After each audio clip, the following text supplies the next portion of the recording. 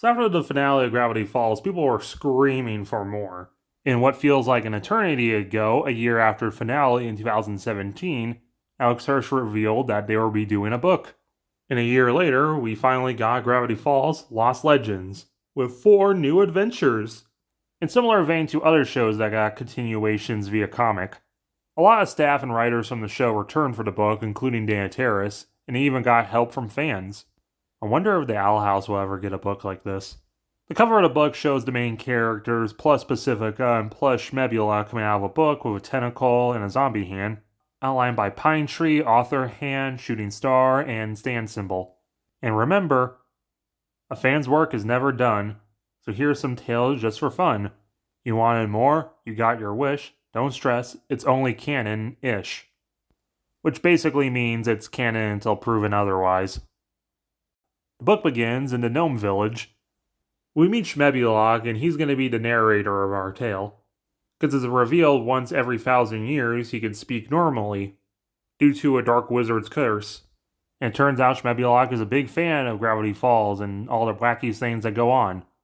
As we see on his paper thing, a photo of Mabel, a photo of Stan, a photo of Blendon, a photo of Waddles, a photo of Stan's burn mark, and Dipper clones 3 and 4. From Double Dip, behind that we see free pizza from Headhunters. On the table behind him we see Dipper's pilot hat, and Journal 4, which I assume is just an Easter egg. And something about shipping, and we get our first tale, Face It. In it, Ford gives Dipper all the journals to guard. Meanwhile, Pacifica is having some face issues. So Pacifica ends up summoning a guy to try and help her face, but they end up just stealing Mabel's face, so now it's up to Pacifica and Dipper to save her. Shenanigans ensue. Ford mentions that the Mothman owes him money. Mothman is a famous American cryptid, and he's also from West Virginia, so Ford is going to have to travel pretty far. 3 journals? Me? After? Look! Yes, those are most of the words I said, in a somewhat worrying order. Try not to sit too close to the TV. And I'm all. Use the door next time, show off! So now Dipper has all 3 of the journals. He's about as excited as I am. And he reads that apparently Ford used to date a siren. What the difference between a siren and a mermaid is, I'll let you know when I figure it out. And for some reason, it's apparently written on the Bill Cipher page, where Mabel found paranormal rashes with zodiacne in Defense of the Dark Warts, which is probably a reference to Defense of the Dark Arts and a Harry Potter reference. But Pacifica is at the door, interrupting this, with Dipper directly referencing Northwest Mystery, asking if any more ghosts are trying to murder Pacifica this week. But it's worse. She has a wrinkle. And she has a family photo in a while. The twins don't care. And after warning her to not use the journals, Pacifica sneaks off and uses the journals. There's a vampire page and a page about the Fountain of Youth. Eventually she finds Mr. What's-His-Face, and somehow Pacifica of all people can read the alien text that I'm usually too lazy to translate for these videos, and summons Mr. What's-His-Face. He's like a magical demon thing that deals with faces, so he's clearly Ko the Face Stealer from Avatar, The Last Airbender. Mabel makes Pacifica a sweater, but oh no, she gets caught in a crossfire and loses her face. So What's-His-Face leaves. But luckily Mabel's face can still control her body, so she knows where he's at, despite the face being in a purse, so Dippica leaves. For some reason they don't take Mabel's body with them. There's some back and forth, like Dipper denying his kiss with Mermando, but they find him. Oh no, Mr. What's-His-Face goes through a door, and it's bricked up behind. That's not normal. No, it's paranormal. Welcome to my life. So Dipper tries the President's Key he got from Quentin Tremblay in Irrational Treasures. And I really like this callback because it's something the writers introduced in the show but never found a use for, so we finally get an adventure where we see it, proving that the writers didn't just forget about it. Also, apparently Quentin Tremblay might have given Dipper cholera. I really don't want to know how he might have given him cholera. It's just an Oregon Trail reference. So sliding down the throat of the door, we actually see Dipper's birthmark, and they end up in a giant pool of references. The unicorn from Last Mabelcorn, all beat up. The hand wedge from Little Gift Shop of Horrors.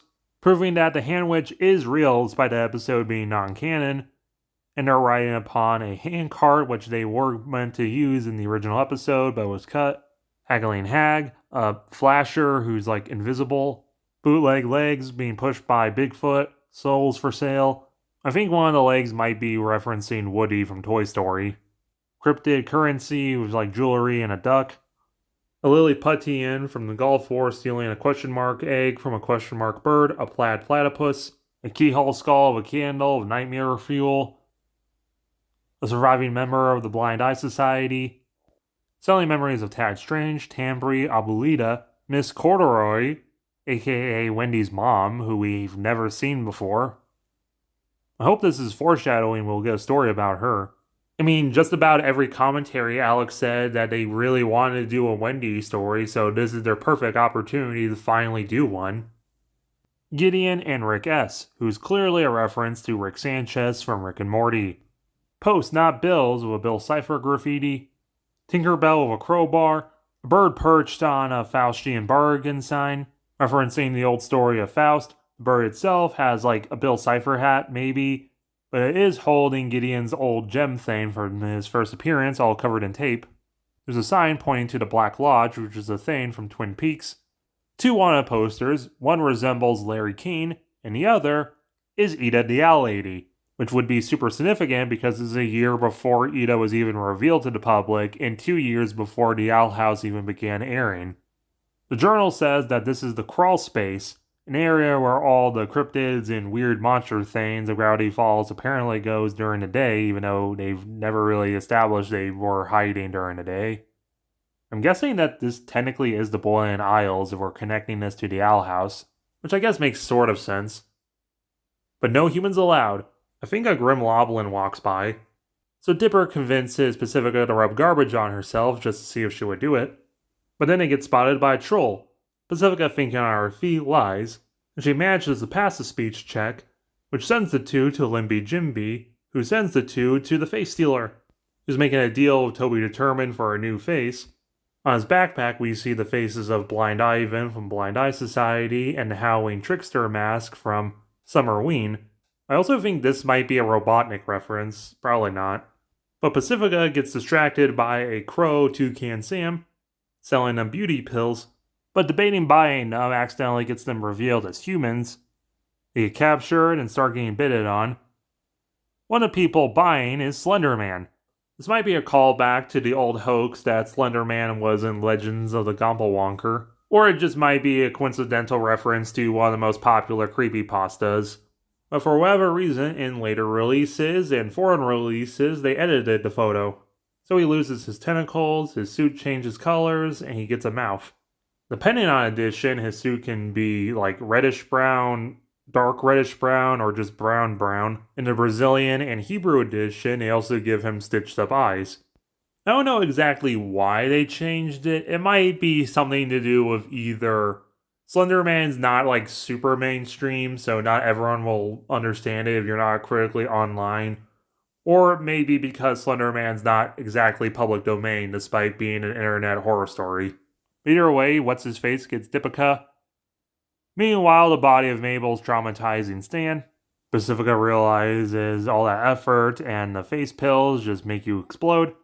And we actually get a really nice scene between Dipper and Pacifica, with Pacifica consoling in Dipper despite being privileged. It's not exactly easy living the high life either because you have so much standards and stuff you have to live up to. Apparently Pacifica's mom is literally a trophy wife. Little Pacifica had a llama plushie because of her zodiac.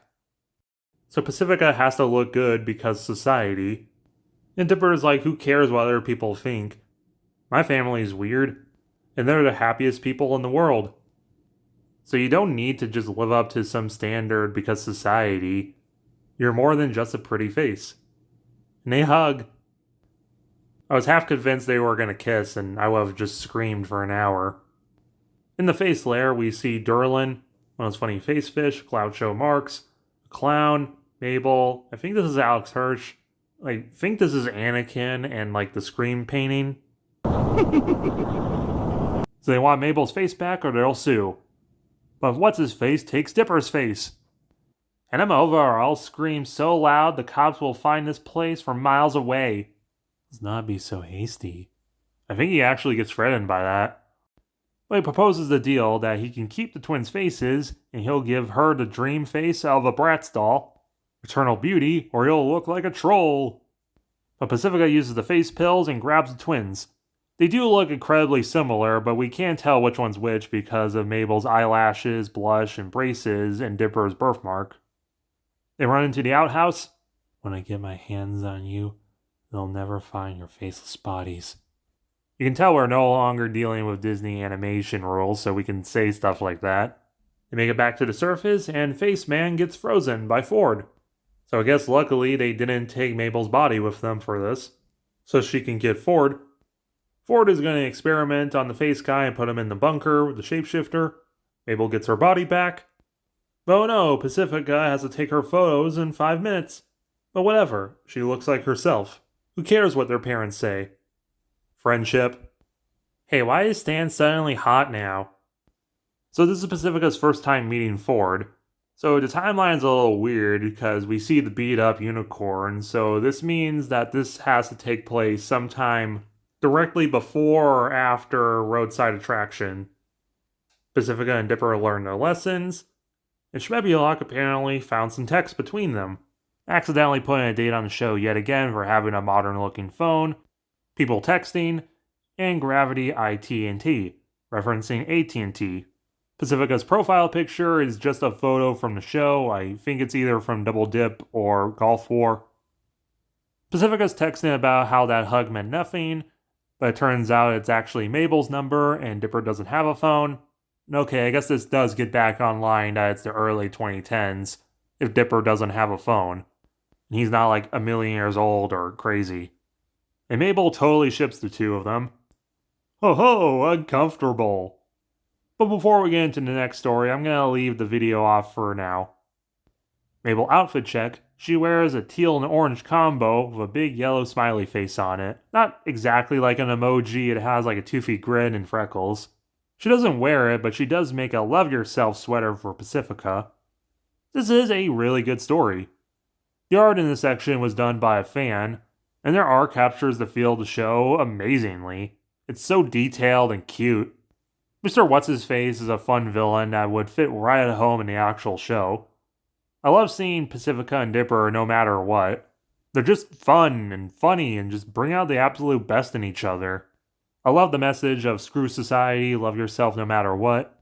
But it's a little lame that we didn't see more Dipper with all 3 journals, and Ford on his adventure. Overall, I love this story and I wish it was a full episode. 8.5 out of 10. Remember to hit the like button, share with your friends, comment any of your thoughts, and subscribe for the rest of the book. Mabel! Have you seen my world's most distracting object? Could have sworn I left it in the...